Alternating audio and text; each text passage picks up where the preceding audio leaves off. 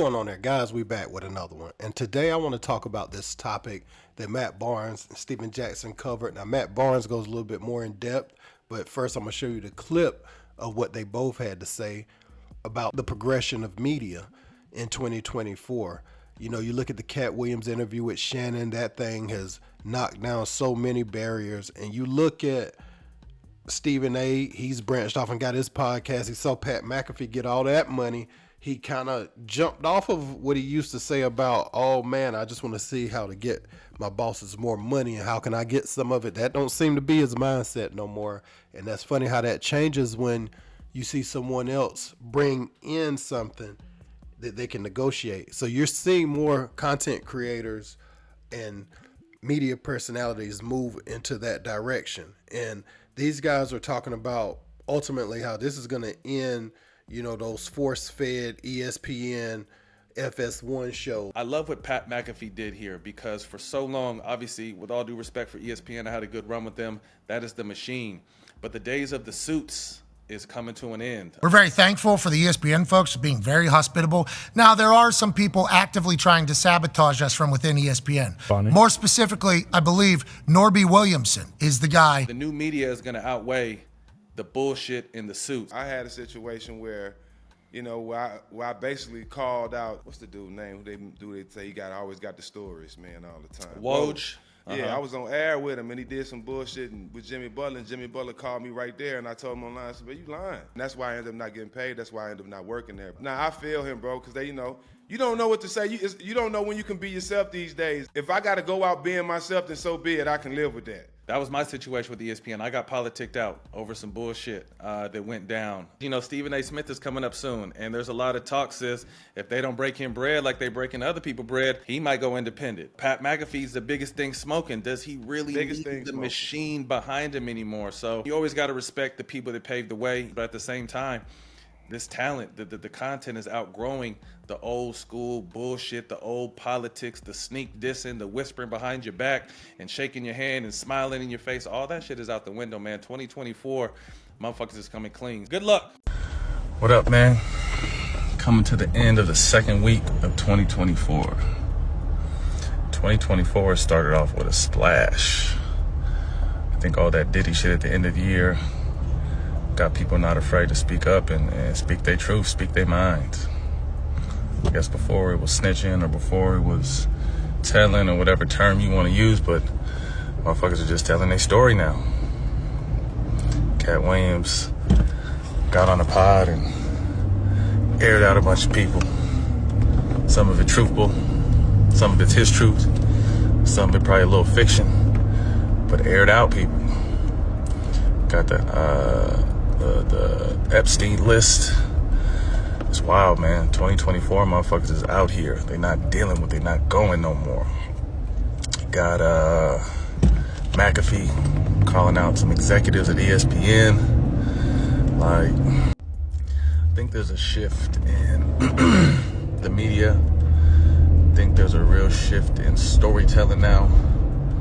I think the days of people having to suck and fuck to climb the ladder in whatever industry they're in, I think those days are over. I think them creeps are being called out. Them clowns are being called out. I think the suits behind the scenes that are intentionally trying to sabotage people, I think those days are coming to an end. I feel like now personalities are getting bigger than the machines. And the machines are great. The machines will always be there. But the personalities are bigger now, and people are starting to do their own thing and don't necessarily need the machine no more to be heard, to be seen, to get their point across. So I think the days of the sneak shit, the dish shit, the shake your hand and stab you in the back when you walk away, them days is coming to an end slowly but surely. And particularly in sports media, I think the machines are going to fall by the wayside because of these betting sites, these gambling sites. They got so much money to spend. They'll pay the personality directly. Like Nip said, they cutting out the middleman coming right to you. And there's very few regulations. They're all building their own fast channels, so they're all creating content. And again, man, there's always going to be bullshit. There's always going to be bullshit. There's always going to be politics. But I think it's going to start being less and less because motherfuckers is not afraid to call people on the bullshit. Period. Whether it's sexual assault, whether it's racism, whether it's any kind of bullshit that people used to have to do to get ahead, you don't have to do that now. Your work can speak for itself. And again, these betting sites are betting on content and content creators. I say all that to say, man, bet on yourself. 2024, bet on yourself. Whatever you're doing, bet on yourself. If you're doing what you're supposed to do, if you're doing it right, someone's going to find you, man. Shout out Matt and the team over at DraftKings. Shout out Meadowlark, John Skipper, Dan Lebitard. Man, shout out my team, All the Smoke Productions, man. We did that. BD, Stack, Jelani, Dylan, Christina, the rest of the gang. Shout out Showtime, man, for the partnership.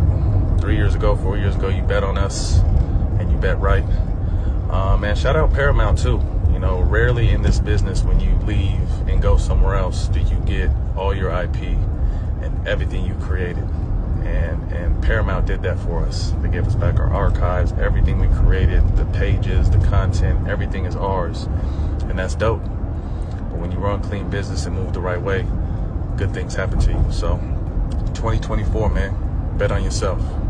So when you listen to Matt Barnes' words, they're very profound when you think about the fact that, like, you get an interview like that Katt Williams interview that did better than any of the major network interviews they're putting up on their channels right now. And so this is why you're seeing ESPN try to go do a deal with Pat McAfee just to be able to stream his show that he's already going to be streaming regardless on ESPN. And this is why he talks back. He says, you know, the guy's trying to sabotage him from the inside because I don't need y'all. You know, I'm only here on my terms. But if it's ever not on my terms, then I'm fine leaving. But they don't want to lose that viewership. I like the individuals are creating their own platforms and not having to adhere to the bounds of like an ESPN, because before, you know, they might like something you do. I remember Stephen A, you know, he came on with his persona. He had his late night show, but, you know, sometimes they thought it was over the top. The show didn't last long because it was kind of overproduced. But now, you know, he's got those relationships. You are the brand you are now. So you're able to go out and create something that, okay, if they want to do some business with this in the future, they can. You know, Stephen A is starting to see that, hey man, that little 10 million, whatever it is, it's not my worth.